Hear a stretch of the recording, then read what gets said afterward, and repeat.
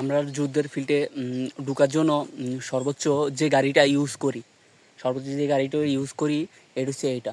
যুদ্ধের ভয়াবহ অবস্থার মধ্যে আমরা এটা নিয়ে ভিতরে ঢুকি, এটা নিয়ে ভিতর দিকে বা রোডের মধ্যে আমরা এটা নিয়ে অবস্থান করি, যাতে আমরা স্পিডে আমরা চলাচল করতে পারি। এটা হচ্ছে এটা, এই গাড়িটা নিয়ে আমরা অবস্থান করি।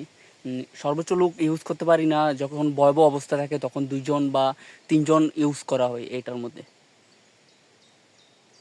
এটা নিয়ে আমরা একবারে ফ্রন্ট লাইনের ভিতরের পর্যন্ত ঢুকি।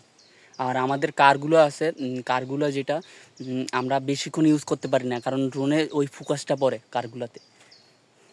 এই কারণে এরা ড্রোন আসলেও আমরা টেকনিক মতন যেভাবে ইউজ করা হয়, ড্রাইভার যেভাবে ইউজ করা হয়, এভাবে আপনার চিপা চাপা দিয়ে যেভাবে হয় চলে ম্যানেজ করে নিতে পারে।